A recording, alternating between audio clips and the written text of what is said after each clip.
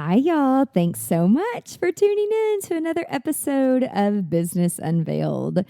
I am super excited to interview one of my very good friends who is the owner of probably one of my top 5 places that I can't live without, just because it makes me very efficient. So we'll talk about that in a little bit. But the fact that she was a history buff nerd, whatever you want to call it, which I don't know anything about history, but then, and she grew up in an entrepreneurial family, but she didn't really find the drive that she thought she wanted to be an entrepreneur. So she was a history teacher and she was doing what she was loving. And then an opportunity came up, and then more opportunities kept coming up, and more opportunities continue to keep coming up. And so I'm super excited that Leslie Embry of Blowout Co. and Kanga Co., which if you don't know what that is, you're going to know after this. It's awesome. And so ladies, if you're listening and you think that you don't need a blowout, which I'm fortunate, I don't have to wash my hair maybe once a week, but my mom thinks I'm so spoiled. She's like, why do you go get your hair washed every week? I'm like, Mom, it would take me an hour and a half to do my hair, and then I use dry shampoo, but I can sit there and actually make money and get things done when someone else is doing something that I don't want to do. So it's a great investment, and it's actually quite addicting because I don't know, I just feel better when I go there. And so Leslie, thanks for being here today. Thank you, Angela. I'm excited to be here and tell my story. Yay! So before we even get into entrepreneurism and Blowout and Kanga and all the stuff that you got going on with 5 kids, y'all, she's a superhero. Tell us your backstory. Where did you grow up? I know your dad was an entrepreneur, but you knew you didn't want to be in that industry. Take us back on your journey of how the hell have you gotten to where you are today? Welcome to Business Unveiled, the podcast designed to help you thrive in the creative community. Here's your host, events and productivity consultant, Angela Profit.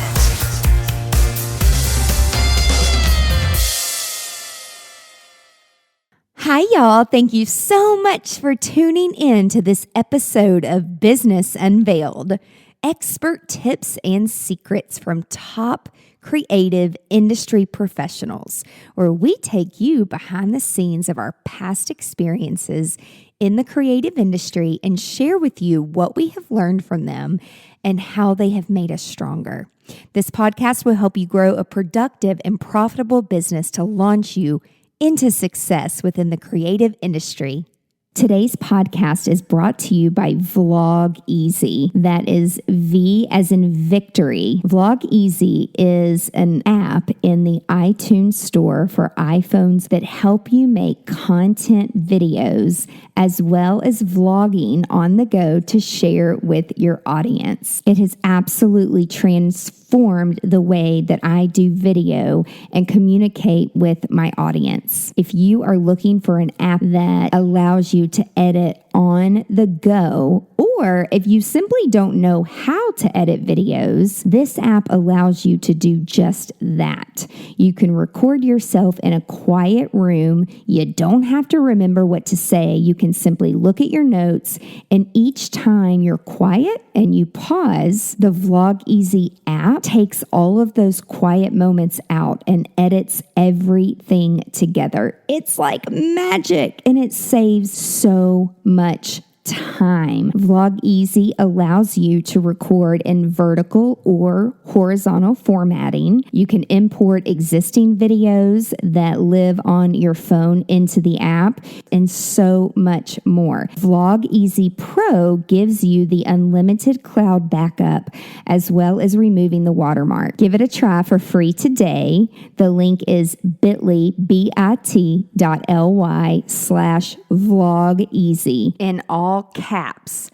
Vlog Easy is case sensitive, so be sure that you've got that caps lock on and you're putting in Vlog Easy in all uppercase. V as in Victor, LOGEASY. Give it a try. So I'm from Bowling Green, Kentucky, and my dad had a chain of convenience stores called Minute Mart, and I did grow up in an entrepreneurial house. I saw him work 1,000,000 hours a week and be on 1,000 different boards and travel the country, and I was always impressed with what he did, but being in the convenience store industry did not appeal to me at the time. So when I was choosing a college, I knew I wanted to go small liberal arts. I went to Swanee and majored in history and thought maybe eventually I'll go to law school. My dad had done a lot of lobbying in D.C. I thought maybe I could be a lobbyist. But once I got into school and started getting my history degree, Swanee opened a school of education. You still had to get your major in your subject matter, but you could get your teaching certification on the side if you went to summer school. And so that's what I decided I would do. It sounded like a good plan. I'd have a job right out of college, and I started teaching, the fall after I graduated. I coached soccer, cheerleading, and eventually lacrosse, and just kind of figured that would be my life. I met my husband teaching. I was happy as a teacher. I love to talk about history. I moved to Nashville in 2002, and that's when I started teaching middle school. I had taught high school before, and it just felt right, and I loved it. So being a history teacher, I could see you being like a fun, engaging teacher. Like I would probably pay it. I don't do anything history. So it's like I cheered. One of the reasons I cheered is so I did not have to go to history class because our teacher was this super older gentleman who was so boring. I mean, he's like a guy straight off of The Office, but like no personality whatsoever. So I'm sure like you're fun, and I'm sure you made it very engaging. But there was a time where what happened where you're like, okay, I'm not going to do this teaching thing anymore. And I want you to share the story that you were sharing, like this one teacher, and how, y'all, it is kind of like effed up where in this education system, and did you teach at a private school? Okay, so yeah, private. How it's like no matter how much time, how much effort, how much more work you put in, how much more you care, you're not going to get more or make more money, and there's not ways to really advance in your career unless you like have a master's and a doctorate. And then, well, I want you to share the story. Well, I was in education because I liked to teach and talk about history. And yes, I was fun because history is fun, Angela. You just needed me as your teacher. That's right. I know, but I taught it like a soap opera because it is kind of like a giant soap opera and told all the crazy stories. But anyways, I would get frustrated because it didn't matter what I did. I wasn't going to make more than a teacher who had a master's, or I didn't want to go into administration, and that's where more of the money is in education. I was in it for the students and for the love of the subject. So that was starting to wear on me. And my husband and he had 3 children when he got married that we had full custody of. We had already had 1, so we were at 4 kids, and we were talking about a 5th, and I did think to myself, if something ever came up, I could leave teaching. I love it, but for the sake of my family, I could leave teaching. It just nothing had sparked my interest until, and I can tell this story, I've told it a million times. Another girl that I taught with was getting married in Santa Barbara. And we had been really good friends, and so a group of us flew out to Santa Barbara for their wedding. And this was in September of 2011. And you can't see me, listeners, but I don't wear makeup. I have straight, long, boring blonde hair that luckily I don't have to color really ever. And so it's easy for me to go a year without going to a salon. I did not own a hairdryer. I didn't own a curling iron. I didn't know that my hair would hold curl. Like, I'm as plain Jane as you get. Well, I was on a jog, and I ran by in Montecito in Santa Barbara, and it was gorgeous. And there was a chalkboard outside of a salon, and it must have had a cute saying. I wish to God I could remember what it said, but it made me stop mid-run, like sweating, open the door, and I was like, what do y'all do? And they said, we just do blowouts. And I was like, well, what's a blowout? And they were like, haha, you're not from here. I was like, no, I'm from Nashville. And they said, well, come in for the wedding and we'll do your hair. And I was like, okay. So I ran back to the house where the other couples were staying. I said, y'all, there's this place that'll just do your hair. And they were like, why would we pay someone to do our hair? And I said, I don't know. They do it in California. It's got to be cool. Like, we should do it, right? So we called, made the appointments, and went in the next day before the wedding. And I don't know. I walked in. The place was super cute and everyone was in a good mood. And I must have asked my stylist 1,000 questions. I was like, did you all invent the blowout? Like, are you the only people in the world that do this? I didn't know anything about it. And she was like, no. She's like, we're locally owned. But there are chains that are starting to come up out of New York and LA. I mean, this was early. This was 2011. And I was like, wow. And when I left that salon, I felt beautiful and confident. And I didn't even know that was possible. Again, because I never got my hair done. I didn't know that little boost of confidence would matter. And I was at a wedding. I didn't know anybody and I didn't care. And looking back, like I still have the picture from that wedding. In fact, it just showed up on my Facebook feed because it was September 30th, however many, 8 years ago. And the blowout was just fine. You know, it wasn't like it was the best blowout I ever had in my life now that I've had 1 million, but I can see in the picture, like I felt good. And I was pregnant and I was just starting to gain weight with my daughter, but nobody knew I was pregnant. You know, it's like that early time. And I rocked that wedding. Like I looked like a supermodel because of my hair. So on the trip home, I told my husband, I was like, this is what I'm going to do. While I'm on maternity leave with my daughter, I'm going to open a blowout bar and I'll go back to teaching in the fall. That's how stupid I was. I thought like the salon would like open in 2 months, run itself, and I could go back to teaching, doing what I love. And that's what happened, except for the part with me going back to teaching. That was September 30th. I had signed the lease on the location by the end of December.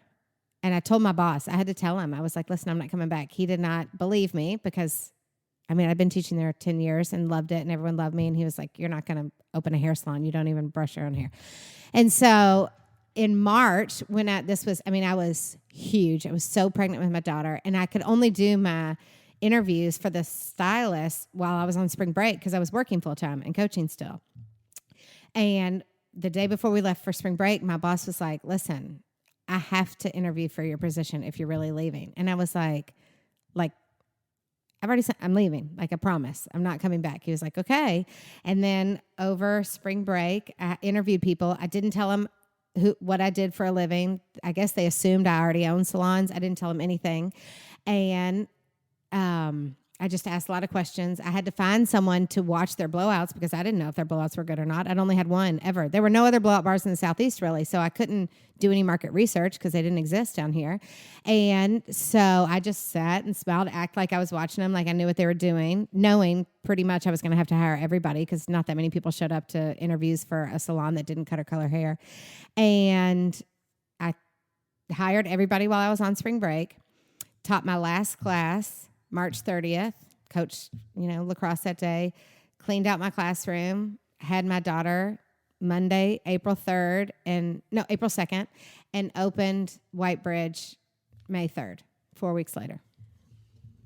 Which, for those of you who don't know where we are, White Bridge is right down the road from our office, and that was the first location. And I actually went to that first location, and there was a girl there that and a couple of different people did it. And I started doing it because we had brides, we had clients. They were like, there's this thing, like this blowout place, and it's by J. Alexander's, and I love J. Alexander's. So I'm like, oh, so I'll just go over there for lunch one day and then just like go check it out myself.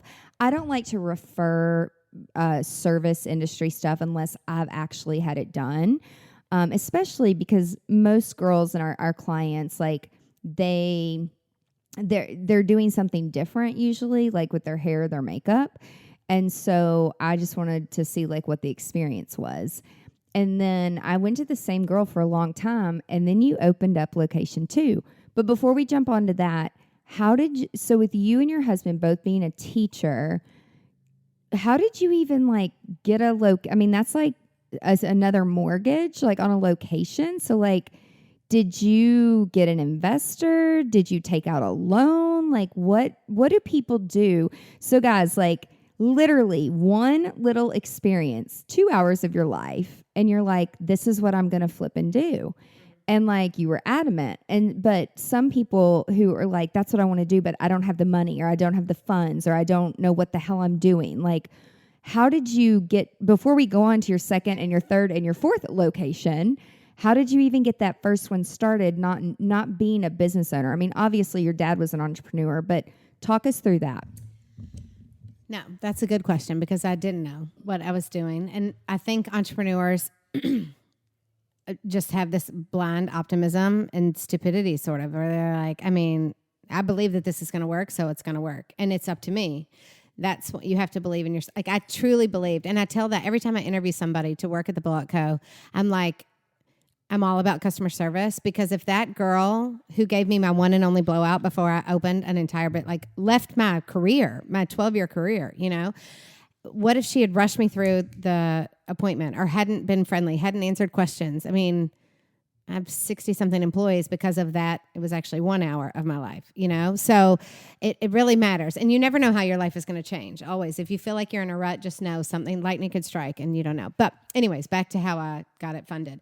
So pretty quickly, I mean, I was like really excited. I mean, I was talking to anybody who would talk. I was like, I'm going to do this. And, you know, I feel like God had put some things in my place. Like, I was the assistant cheerleading coach to me that year. Her husband had all the sports clips, franchises like in Tennessee, so I could ask him a lot of questions. Like, there was all these weird things that were happening, but I found 2 investors really quickly, and I told my dad about them, and my dad said, stop.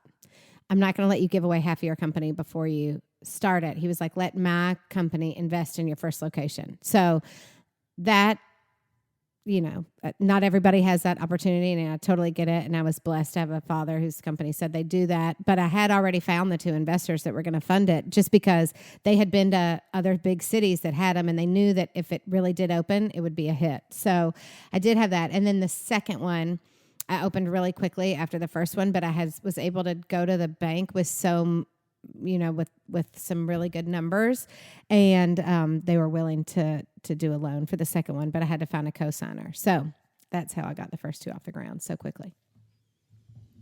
So was the Gulch your second one?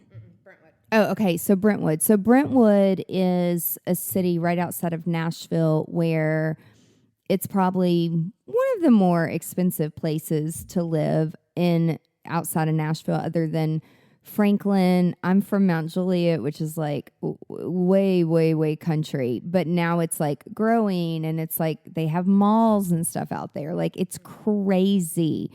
But your location in Brentwood, I know, is right next to a Target. And the first location is right across the street from a Target. But your third location is not next to a Target. It's right in the middle of the Gulch, where it's mainly not like hipster, but like it is a great location with a bunch of tall, pretty unaffordable for younger people condos. So did you feel like, from a location perspective, like, were you very aware of like, okay, I need to be next to a large place that people come and go all the time for convenience, like a Target? And how did you decide to go in the Gulch that was not by a Target?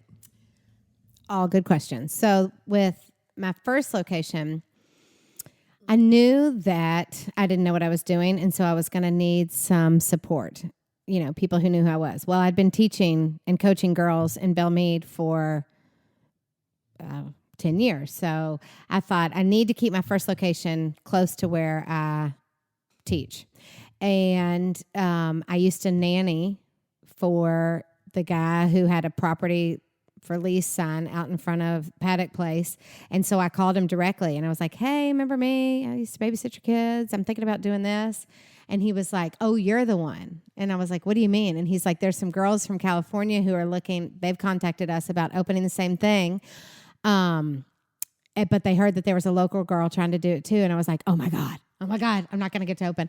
And then later, I've never told you the story. I was at my college roommates. So when I heard that, I knew who it was. And I was like, I'm not going to get to open, because if they're going to open, I'm not going to open. This is crazy, you know?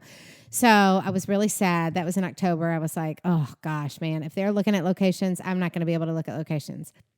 And then I went to my college roommate's dad's funeral in Rocky Mount, North Carolina. And I was sitting next to this guy who he was really good friends with her brother, I guess. You know, he was younger than I was. I didn't know him, but he looked familiar. And I kept thinking, I'm like, why do I know you? And he said, well, I live in Nashville. I was like, oh, I live in Nashville. And he said, I'm a commercial real estate agent. And I was like, oh, do you know my commercial real estate agent? At which point my friend's brother was like, why do you have a commercial real estate agent? You're a teacher. And I was like, well, I had this idea to open this salon, but I heard like a chain is coming in. And the guy, swear to God, he was like, well, you'll be happy to hear that they're not coming anymore. And I was like, how do you know? And he said, well, I was their agent and they only wanted Hill Center. And when they couldn't get it, they said, it's not time for Nashville. At that point, I picked up the phone, called the guy I used to babysit for and said, I'll sign the lease that day. Anyways, isn't that crazy? So it didn't have anything to do with Target. It was just I used to babysit the guy, and it worked out, and it was in the area I wanted. And then Brentwood, yes, that was by Target. I thought that would help. And then the Gulch, my original business plan had 3 locations, Belmead, Brentwood, and downtown. I didn't know if it would be the Gulch, downtown, wherever. And it's funny that it worked out that way. I was at a baby shower, and someone who did the leasing for the Terrazzo building was also there and heard me talking about wanting to expand. And they approached me, the Terrazzo, and said, well, we'll make this spot work for you. Having no idea that Nashville, like I envisioned the Gulch being for people that live in the Gulch. But in reality, that location, within 6 months of us opening, Nashville became the #1 bachelorette destination in the country. I had no idea that was going to happen, obviously. And it is tourists at that location. Plus, I love our regulars. We do have them there. I think you go to that location the most. But really, it's just a lot of luck. I don't know.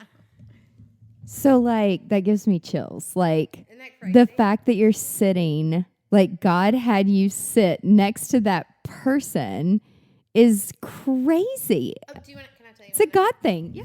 If you want to hear a God thing, let's take it back a notch. You remember I told you I was at a wedding, right? Well, let me tell you how that wedding happened. To make the Blowout Co. even exist, in 2009, a student at my school got the swine flu. Okay.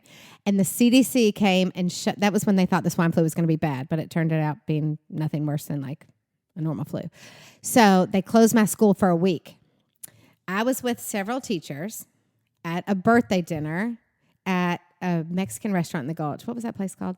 I can't remember. El Cantina Laredo or something. Yes. Anyways, our phones started buzzing and we look at the phones and we're like, what? The school is we're out for a week? What? Everyone was like, what's happening? We're drinking margaritas, cheering each other. Well, one of the girls at the table was going through a divorce and she was like, I was supposed to go to Las Vegas for the weekend. I'm going to extend my stay. And another teacher at the table was like, well, then I'm going with you because what else are we going to do? So they booked their flights at that dinner for Las Vegas. The last night they were in Las Vegas, that teacher met the guy she married in Santa Barbara. If that kid had not gotten the swine flu, she never would have met him. I'm getting chills. And I never would have gone to that wedding in 2011 because they would have never. It was the last night because the school was closed for a week. They extended their trip to Vegas, and the other girl came, convinced her to go to this bar. And the night their last night there, she met the guy that she married in Santa Barbara. How about that? Which was the wedding where you got your blowout. Oh, my one and only blowout. Oh, my God. Isn't that crazy? So why don't you have a book yet? Right? I should. It's follow the God things. I know. Oh, my gosh. Isn't that crazy? And it's everything happens for a reason, even when things aren't great. And guys, it's not everything is easy. I feel we're constantly having challenges and, but you just keep going. And when you're servicing people and start with your peeps. I love how you knew you're I need to stay in this area first because I've been in the community and people will support you because you're in that community. And just being completely fearless, just jump and go. And then you have another location in Chattanooga. So how did that even become about? That was strictly investor driven. I feel like I have a stray dog sign outside my salons. When I was trying to open, there were no blowout bars around me. So I didn't have anybody to talk to. So I would reach out to all these blowout bars on the West Coast or East Coast, and nobody called me back. Well, one person did in Portland, Oregon. Shout out to you if you're listening. And they called me back eventually and gave me some tips, but no one did. So when I opened and people would call, I would be like, why don't you come shadow me? Like I was because I knew, I think of these 2 girls in Columbus, Ohio. I knew I'm not going to Columbus, Ohio. So I'm like, come. They brought their dad down. They shadowed me for a day. So I was always having people. A girl from Louisville came down, a girl from Lexington, and I'd take them out to lunch, let them ask me questions. It's not like I'm perfect at what I do, but like I didn't want to just not call people back because that had happened to me a million times. And 2 women from Chattanooga called and said, we want to do this in Chattanooga. I was like, well, come on. And they came and they watched me for a day. And, I took them out to lunch. They asked all the questions. And then when we went back to my office, they were like, let's be real. We just want a place to get our hair done in Chattanooga, kind of. We want to help with it, but we don't want to work every day. Would you open a blowout co in Chattanooga? And that's how that one started. Yeah. So that's hilarious. Yeah. Because you're kind of like, well, I see the point. And then talk us through, like, how did you decide that you were going to offer more services? So, like, for example, I've seen it. I feel like I started to go to Whitebridge and now the Gulch and just like you've got good people. I mean, you've got, and just so you guys know, just because I'm friends with Leslie and I know a lot of the people that work with her, like they love you. And I think because your background is a teacher and your heart is into helping people and educating them, that's where your heart is. It's not always about like the numbers in the business. I mean, you have to have that too to be able to expand. But when you started with Blowout, I know that then you started to have lots of different products. Like, how do you decide who to go with? And what does that do with revenue? And then some of your stylists, I know, do makeup. So then now you can, as a bridal party comes in, like you mentioned, one-stop shop, walk out, feel beautiful, your hair and your makeup. Then the big thing is extensions and these new halos. So how are you making those decisions as a business owner are you just listening to the market, or are you actually like, oh, we could be making more revenue? So the first edition we did was makeup, and that was strictly like client driven because I didn't think about makeup. And then everybody who was getting their hair done would be like, gosh, now I look like naked because my hair looks beautiful. My face looks terrible. I wish that you all offered makeup. And I was like, oh, I don't know anything about makeup. I still don't wear makeup. So I started asking my girls, I'm like, does anybody have a makeup kit? I don't know. What's that mean? What do we charge for it? But no, so that's kind of how that evolved. So very quickly, I think I opened in May. And I think by July, we started offering makeup services. And that's evolved too. In the beginning, you had to have a full kit on your own. Now I supply, it gets expensive for the girls. So I supply all the foundation because that's what you go through, and then anything that's disposable because I want it to be a way for the girls to make more money. Everything I do is twofold. There are a lot of decisions I could make that would make me make more money. I could book on the 45, I could do all these things, but I want them to enjoy where they work and have ways to make more money. I mean, at the end of the day, it's a $40 service. I can't pay you what I'd love to pay you to work there. I mean, it is what it is. And so I try to come up with ways where they can make more money. So makeup, they get a huge commission off the makeup. Then halo sales. If a client buys a halo, they get a commission off that. Then we started taping extensions because a lot of brides, see these pictures on Pinterest and want all these things, but they have thin hair. So it was a natural progression to do extensions. But on the flip side, it's a way for my girls to make money. I mean, I've got a particular stylist in Brentwood, and she's like, I never want to do another job, so I'm going to come up with every way I can to make as much money here as possible. And she does more extensions than anyone I've ever met.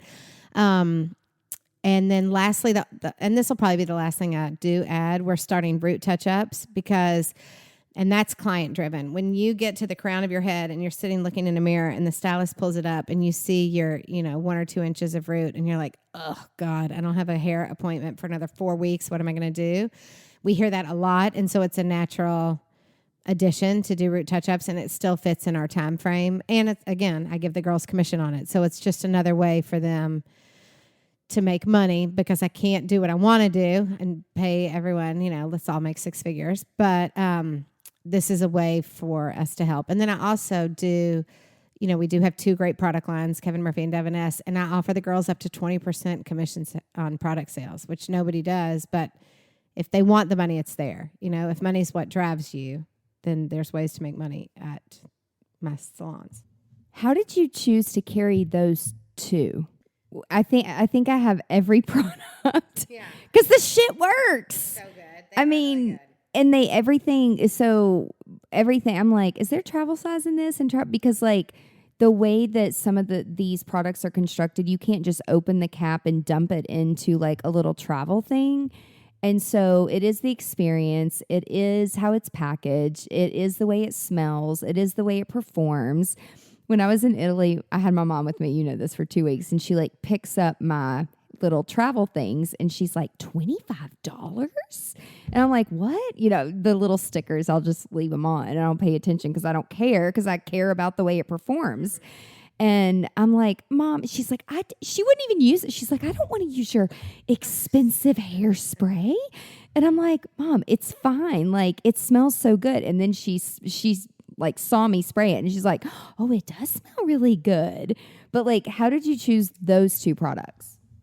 Again, it's all like so ironic because I used herbal essence my whole life because I don't know anything about hair products. Again, so when I started doing research, I couldn't go to blowout bars. So I just would look at Yelp reviews online of blowout bars. There were some in Texas and California. Really, those were the 2 big states. And there was one in Texas where the reviews mentioned the products. I don't even know what the name of the salon was, but they'd be like, I love this place and I love that they carry Kevin Murphy. I love I love that they, Kevin Murphy was mentioned a few times because normally reviews are like, I either hated my stylist or I loved her. But the fact that they mentioned it, I was like, oh, Kevin Murphy, that must be good. So I looked it up and I like read his little blog. I'm like, okay, so I'm like, how do I buy Kevin Murphy? I mean, this is like how stupid it was. So using the computer, I'm like, oh, okay, Kevin Murphy is shipped out of Missouri, whatever. So I call Missouri, like this number in Missouri. I'm like, hey, I'm going to open a salon in Nashville and I want to carry Kevin Murphy. And they were like, what kind of, and I was like, well, we're not going to cut her color. Well, I can promise you there probably weren't blowout bars in Missouri at the time. And the people thought I was crazy on the phone, but they connected me to Stacy Roach, who was the salon service group rep in Nashville. And this was, she, I'll be loyal to her to the day I die because I called her like during a free period. And I was like, hey, Stacy, my name's Leslie Embry and I'm going to open a salon here in Nashville and I want to carry Kevin Murphy. And she was like, okay, can I meet with you? I was like, well, here's the deal. I'm a teacher, so I can't because I work full time, but I could meet you after lacrosse practice. And she was like, you're a coach? I was like, yeah. And she was like, no, well, tell me about your salon idea. And I was like, well, we're not going to cut her color hair. We're just going to shampoo and style. And she was like, can I have coffee with you? Like, I think she thought, this girl's crazy. Well, then I show up to our meeting 7 months pregnant. And she was like, oh, good. And you're pregnant too? Like, this makes all perfect sense. Like, what are you doing? And I was like, no, it's going to work. I promise. And she I think either felt sorry for me or wanted to watch this ship burn and just see this this disaster. But no, she was like, okay, girl. I mean, she did some research and she found out there were blowout bars that existed. She didn't even know about on the West Coast. She was like, oh, we'll try. But Kevin Murphy is on board. I mean, he's a styling. At the time, he was pretty much just styling products. And so she's who helped me find someone to do my interviews. She was like, I've got someone who'll maybe help you. Because, I mean, I really think she thought, what is going on? This girl's lost her mind. And she helped me. So Kevin Murphy was first, and that was easy. And then Devin S. came because Kevin Murphy's great, but he only had one hairspray at the time. And we really needed a working spray that wasn't so strong.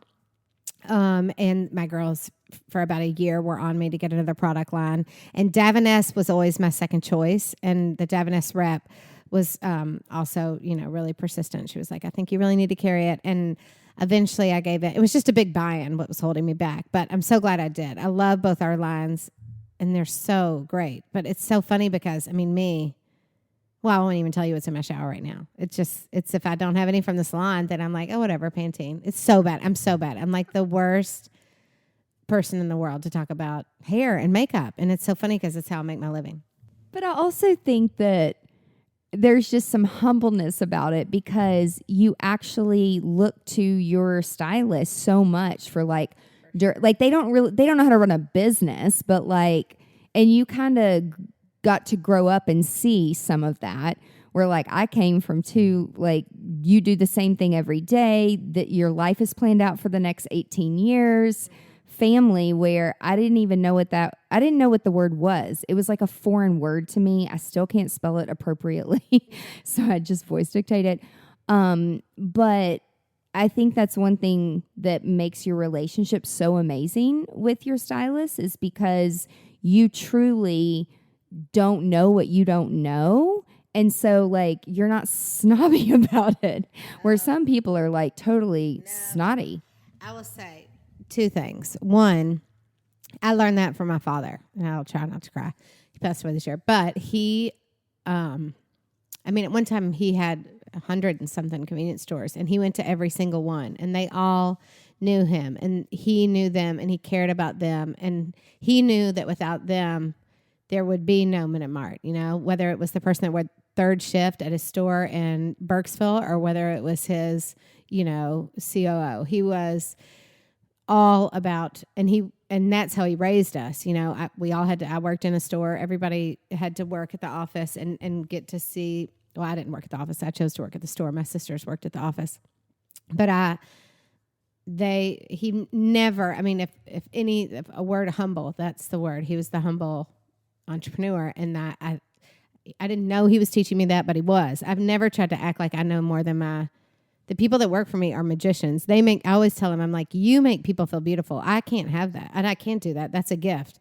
That's your God-given talent. And I'll give you a beautiful place to do it, and I'll make sure the bills are paid, and I'll do the marketing, and you focus on your craft. And I do think they appreciate that, because I always listen to them, because they are what puts food on my table, and I'm blessed with amazing staff. We both had awesome dads that are both in heaven. Maybe they're friends in heaven. Maybe they're watching us right now.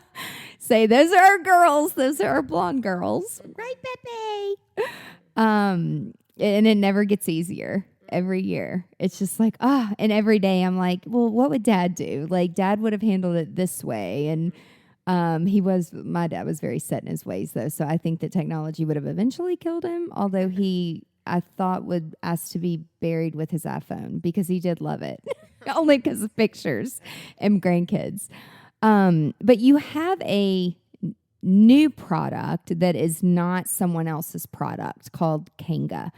And I've known you the whole time you started this, and seeing, like, coming into a meeting and seeing the packaging, and she's like, I'm sending it out to the salons, and I'm like, I'm so proud of you. Like, this is so amazing. But again, giving a tool to a stylist to make it easier for them to work a little bit faster and a little bit more efficient. So whenever I'm working events, there's this belt called, I think it's like a hot toddy or something. I don't know. I was speaking at a conference, and I was like walking up and down the aisles in between people speaking, and there were these like belt things. And what caught my eye, because we run everything off of iPads, and we always need like scissors and chapstick and tissues and mints and bobby pins and like shit that you just aren't going to carry around your waist every day. But they had these belts, and I'm like, oh my God, I need that, because I can put my iPad, my phone, my keys, whatever the bride needs, like in this. It had all these pouches. And then she started to just like perfect it. So that's kind of, to me, when I saw that, I was like, oh, everyone needs that. Every style, like every planner any event person. Now there's people, they're like, but it makes my butt look big. I'm like, shut the fuck up. Like, this is about efficient. You are not here to look cute. You are here to serve people, and whatever makes us be the most efficient. And half my girls, because they're all creatives, they just put their shit down everywhere. And I'm like, do we all have our location services turned on? And find my iPhone or my iPad if you set your electronics down, because I need you to keep up with that so you know what the hell's coming. So then I got them all belts, and some of them wear them, some don't love them, whatever. But I'm like, you better keep that device on you. So it's like, without a hair dryer and without a curling iron, like, your girls, it's like you're taking your tools away from them. But so it's a belt, and the coolest thing is they can have hot devices like a curling iron, a straightener, whatever, like in their pouch. But how did Kanga even become a thing? So my director of operations introduced me to a lady that she used to assist in her salon. Her name's Karen Percy, and this was about 5 years ago. And she was like, listen, Karen has worked hard on this belt. She's got this belt. We all need them. It makes life so much easier, da, da, da. So I went and I met with Karen and saw the belts, and I was like, oh my God, this is brilliant. You wear it around your waist. It's totally customizable. The pockets snap on and off, and it's got a pocket for your hot tool. So you can have a 400-degree curling iron at your waist, and you don't have to bend back and forth. Again, I wanted to make my stylist life easier, save their backs. I'm like, this is brilliant, no brainer. So I bought them for all my locations. I think I was like her earliest adapter. And every time I would see her, I'd be like, girl, why aren't you on Shark Tank yet? I mean, this thing is brilliant. Everybody needs one, and da-da-da. Well, life happened, and her mother has dementia. She had to move in with her. She's also a single parent, and she's behind the chair 5 days a week. And Kanga just was not taking off. And a year ago, exactly, she reached out to me and said, listen, Leslie, I respect your, business acumen. I would love to talk with you about partnering with Kanga.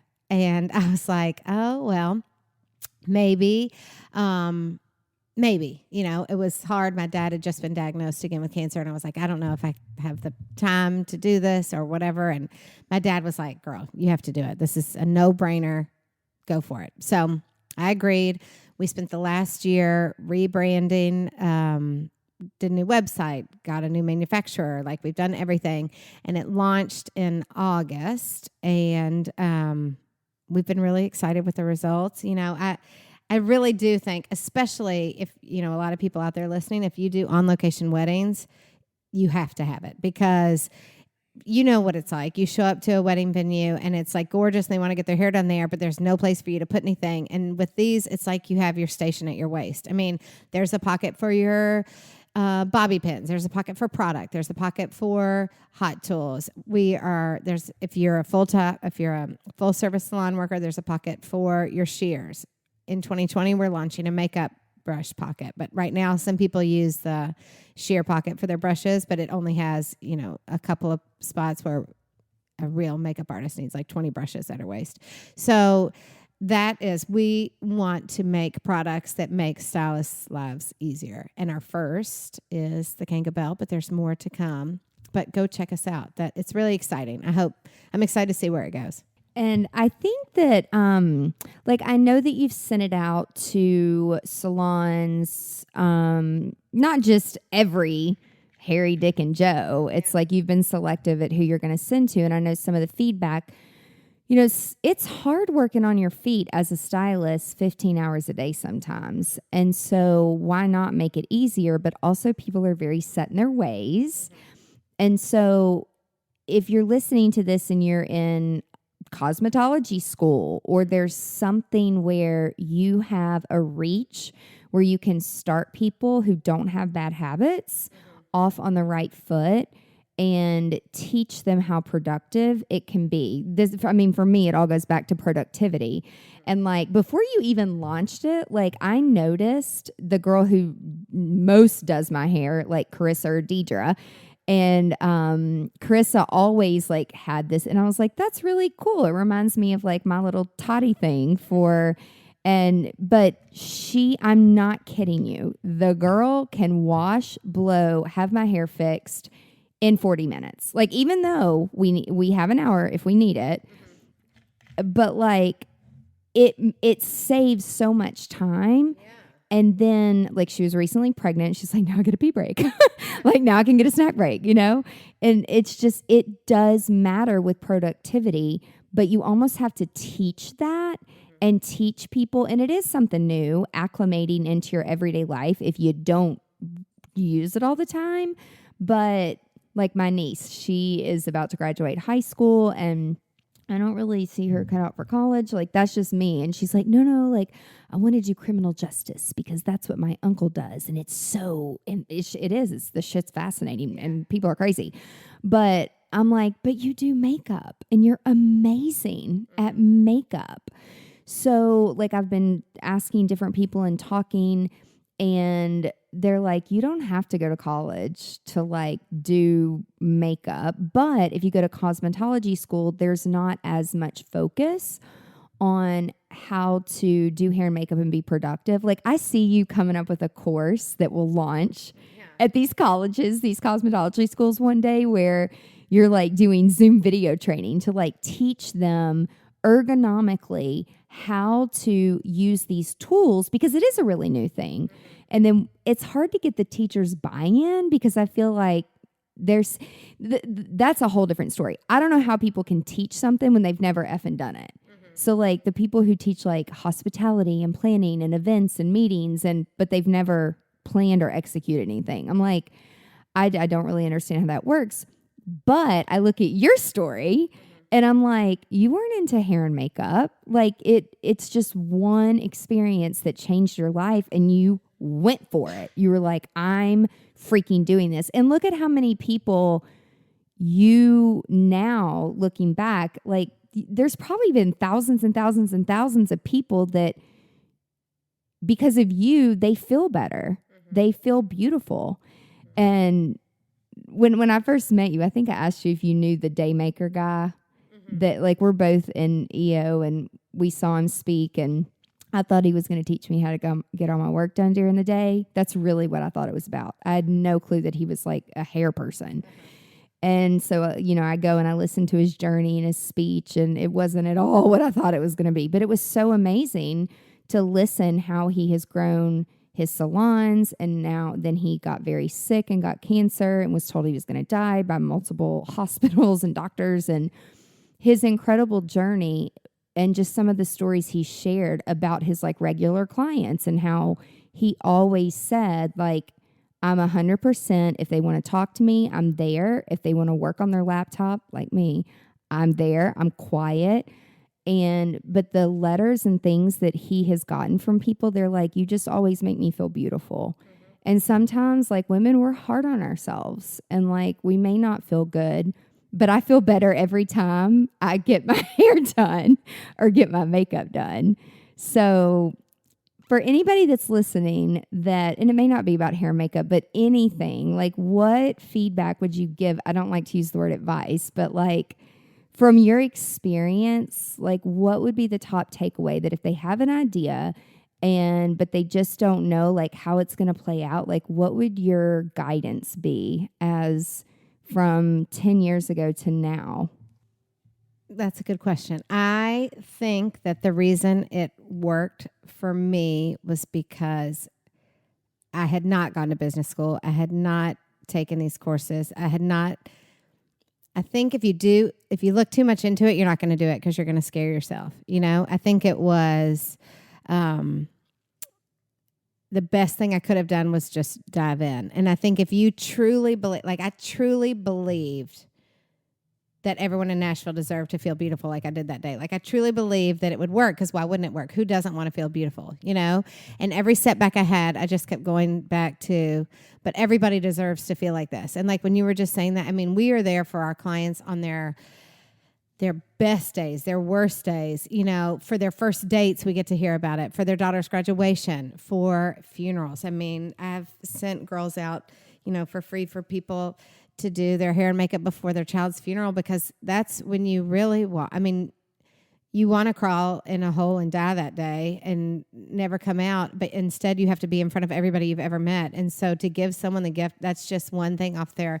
And I can't tell you the letters we get back. I mean, it really is sweet. And then we're there for your wedding. We're there for your engagement pictures. And because we don't do cut and color, it's not like we'll see you in 6 weeks.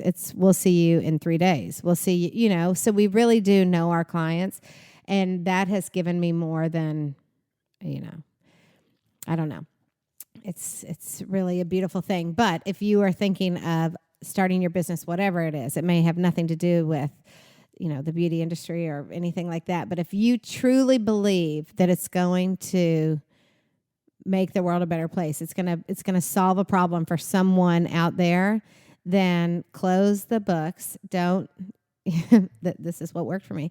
Don't do too much research, because you'll scare yourself. You just have to go. Be blindly optimistic and work through your setbacks, because that's I don't know. That's what worked for me. Well, and you asked for help. Like you did ask for help. True. 100%. I see, like all these things. It's funny, I make jokes like hashtag girl boss. I don't like that term because it doesn't have anything to do with what sex you are. You have to know your limitations. Don't be scared to ask for help. I've always asked for help. Like I'm like the opposite. Like I feel like I don't know anything. So I'm always asking people because why do we have to put this facade up that we're badasses? That's so fake. No one's born knowing everything. You're just not. I'm sorry. Someone had to teach you and you have to ask for help. And that's one reason why, like you're going back to my employees, I 100% know that they know more about hair and makeup than I do, but I know more about the business side of this because I've been doing it for 8 years than they do. And we stay out of each other's way, but always ask for help. I think that is huge. And trust your gut. That's another thing. If I've ever made a panic hire, that's what I call it. I knew when I was hiring them that this wasn't going to go well. You know what I mean? Like just listen to your gut. If someone's asked me to, I don't know, to go into another market and I don't feel like it's going to work, I have to say no because my gut's telling me it's not going to work. Listen to your gut. We have that intuition for a reason. Amen. So if you guys are going to be in Nashville or Chattanooga, check out Blowout Co. And do people have to have an appointment or can they just walk? I mean, I'm sure it's recommended. Y'all, I don't leave the place until sometimes I schedule my stuff 3 months out. Like for every week because like I know my travel schedule, which I mean I'm a planner at heart, but like I feel like most of your return people do that. But do you guys, if people are like, oh, I'm in Nashville, I heard that podcast and I don't have an appointment, but maybe I should call. Like, do you always recommend that they have an appointment? And also too, I will say like the website is pretty user friendly. You can go on book now. You can pick your stylist. Like the list is really long. And if you're just in town, it's like just anybody and see what the availability is. And like your girl that answers the phone's awesome because I'm like, hey, I just got off of a plane and I don't have an appointment, but I feel really gross. And she's like, oh girl, we're booked today. But if somebody cancels, I'll call you. And if they have a cancellation, like, I get called and it's like right down the road from my office. So I'm like, I'll take that cancellation, which is great. But can people just walk in? This season is pretty difficult. From October through the holidays, it's pretty difficult. On a Tuesday in January, yeah, you can probably just walk in and get a blowout. But I do always recommend people calling ahead of time just to see because maybe we can't get you in at that moment, but we could get you in at 3 and then you don't waste a trip, and you can run another errand before you come in. So I do recommend people calling ahead or looking online. I mean, you don't have to call anybody. You can just look the website. It'll tell you if we have any appointments or not. But if you do walk in and you can't get in, we do give you a little $5 off card because we would love to be able to take all walk-ins, but it's just pretty difficult. That means you're busy and booked, which is awesome. And if you work with any hair and makeup stylists that do weddings or the next time you're getting your hair done, think about sharing Kanga, thekangaco.com. And we'll put it in the show notes too. It's literally one of the coolest belts I've ever seen. And like the way that it works is awesome. Thank you for being here and sharing everything today, Leslie. Well, thank you for having me.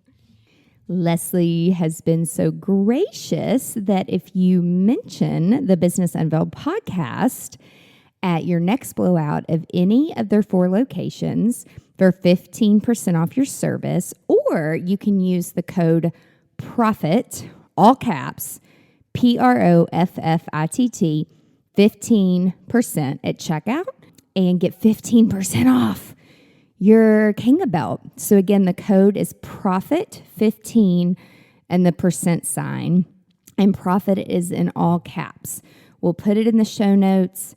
Again, mention this podcast, get 15% off a service or a Kanga belt. Guys, thanks so much for listening to another awesome episode. And if you have an idea and you're not so sure, like, send it to us. We'll help you get there. But be sure to tune in next week to another episode of Business Unveiled and have a great week. Bye. If you found this podcast helpful, please share it with your friends. And I'm so very grateful if you leave a review. Be sure you are a subscriber so you never, ever miss the juicy details of Business Unveiled. Also, be sure that you are part of my email list. And if you're not, sign up today at angelaprofit.com, where I share valuable resources and exclusive products with only my subscribers. Now, before I go, I want to ask you, if you have a story or a product to share with the creative industry, please let me know. To be considered as a guest on Business Unveiled, visit angelaprofit.com and submit a podcast guest form. Until next time, remember to stay productive and profitable.